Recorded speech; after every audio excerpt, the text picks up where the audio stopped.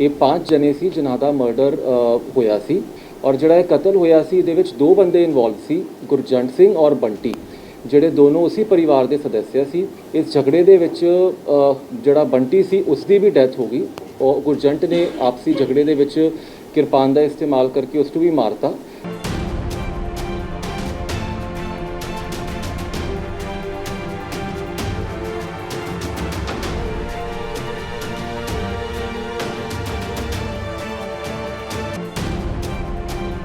Essentially जड़ा murder होया है कि फैमिली क्वारल करके डिस्प्यूट करके इसने एक कतल का रूप ले लिया और ये जड़ा कारण सी ये तकरीबन इन्हां दा 11:30-12 बजे के करीब कहते हैं कि नॉर्मली पहले भी झगड़े होंदे सी तो झगड़े दे विच ही इन्हां ने इस कतल नूं अंजाम दे दिता।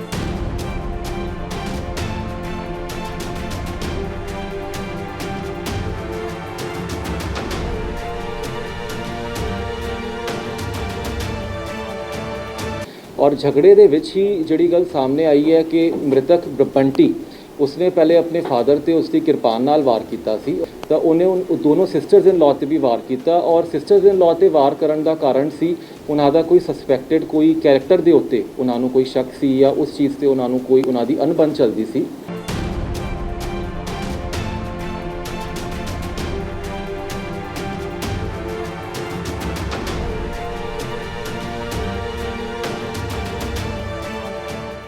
पुलिस स्टेशन दे विच कैरो पिंड दे विच 24 और 25 जून की दरमियानी रात होया जिहड़े डिसीज सी उन्हां दा नाम सी ब्रिजलाल, उन्हां दी 2 डॉटर्स इन लॉ, उन्हां दा एक बेटा और एक ड्राइवर, ये 5 जने सी जिन्हां दा मर्डर होया सी और ये जिहड़ा मर्डर सी 24 और 25 दरमियानी रात विच होया सी।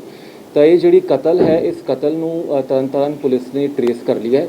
इहदे विच 2 हथियार का इस्तेमाल किया गया सी, दोनों पुलिस वालों बरामद कर लिए गए हैं और जिहड़ा कतल होया सी इहदे विच 2 बंदे इनवॉल्व सी, गुरजंट सिंह और बंटी, जिहड़े दोनों उसी परिवार के सदस्य सी। ते जदों ये झगड़ा होया सी जिस करके कतल होया इस झगड़े दे विच जिहड़ा बंटी सी उसकी भी डैथ हो गई और गुरजंट ने आपसी झगड़े दे विच किरपान का इस्तेमाल करके उसको भी मारता और जिहड़ा दूजा दोषी है वो पुलिस वालों गिरफ्तार कर लिया गया है।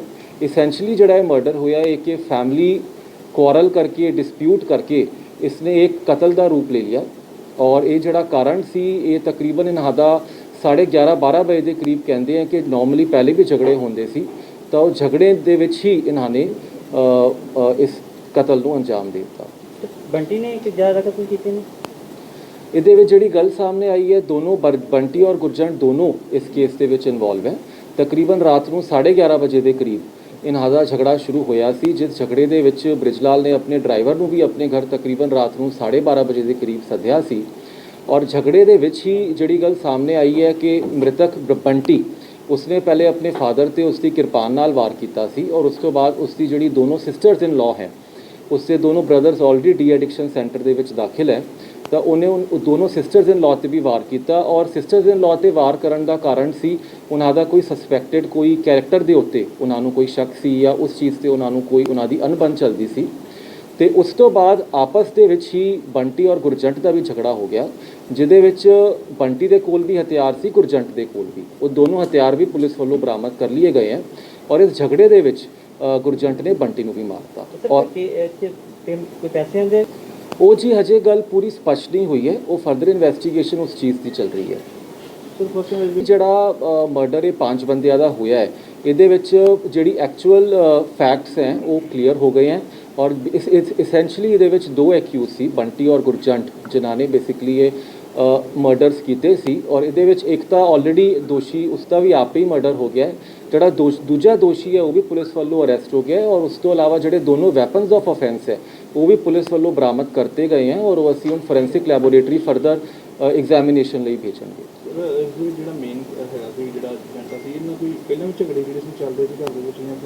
हाँ जी, जिहड़ी गल सामने आई है इन्हां दे घर दे विच आपसी झगड़े काफ़ी होंदे रहिंदे सी और जिहड़ा दोषी है बंटी और गुरजंट इन्हां दोनों के उत्ते इनफैक्ट पहले भी कतल के भी परचे दर्ज है।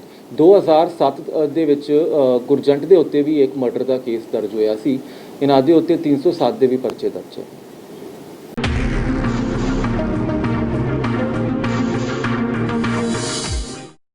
ਬਿਲਕੁਲ ਸੱਚ। ਜੋਤਿਸ਼ ਇੱਕ ਵਿਦਿਆ, ਇੱਕ ਸਾਇੰਸ। ਐਸਟ੍ਰੋਲੋਜਰ ਬਾਬਾ ਧਰਮਿੰਦਰ ਜੀ ਦਾ ਸਾਰੀ ਦੁਨੀਆ ਨੂੰ ਖੁੱਲਾ ਚੈਲੰਜ। ਕੀ ਤੁਸੀਂ ਜ਼ਿੰਦਗੀ ਦੀ ਕਿਸੇ ਵੀ ਸਮੱਸਿਆ ਤੋਂ ਪਰੇਸ਼ਾਨ ਹੋ? ਕਿ ਤੁਹਾਡੇ ਵਿਆਹ ਵਿੱਚ ਹੋ ਰਹੀ ਹੈ ਦੇਰੀ? ਕੀ ਤੁਸੀਂ ਸੰਤਾਨ ਸੁੱਖ ਤੋਂ ਵਾਂਝੇ ਹੋ? ਕਿ ਤੁਹਾਨੂੰ ਤੁਹਾਡਾ ਮਨਚਾਹਿਆ ਪਿਆਰ ਨਹੀਂ ਮਿਲ ਰਿਹਾ? ਕੀ ਤੁਸੀਂ ਲਾਉਣਾ ਚਾਹੁੰਦੇ ਹੋ ਲੋਟਰੀ ਦਾ ਸਹੀ ਨੰਬਰ? ਕੀ ਤੁਹਾਨੂੰ ਨੌਕਰੀ ਨਹੀਂ ਮਿਲ ਰਹੀ? ਕੀ ਤੁਹਾਡਾ ਵੀਜ਼ਾ ਨਹੀਂ ਲੱਗ ਰਿਹਾ? ਕੀ ਤੁਸੀਂ ਵਿਦੇਸ਼ 'ਚ ਪੱਕਾ ਹੋਣਾ ਚਾਹੁੰਦੇ ਹੋ? ਧਨ ਦੀ ਕਮੀ, ਬਿਮਾਰੀ ਤੋਂ ਪਰੇਸ਼ਾਨੀ? ਘਰ ਬੈਠੇ ਬਿਠਾਏ ਹੀ ਕੀਤਾ ਜਾਵੇਗਾ ਤੁਹਾਡੀ ਸਮੱਸਿਆ ਦਾ ਸਮਾਧਾਨ, ਫੀਸ ਕਮ ਹੋਣ ਤੋਂ ਬਾਅਦ। ਇਹਨਾਂ ਸਾਰੀਆਂ ਸਮੱਸਿਆਵਾਂ ਦੇ ਪੱਕੇ ਹੱਲ ਲਈ ਇੱਕ ਵਾਰ ਜ਼ਰੂਰ ਮਿਲੋ ਐਸਟ੍ਰੋਲੋਜਰ ਬਾਬਾ ਧਰਮਿੰਦਰ ਜੀ ਨੂੰ, ਜੋ ਕਰਦੇ ਨੇ ਮੁਫਤ ਸੇਵਾ, ਮੁਫਤ ਸਮਾਧਾਨ।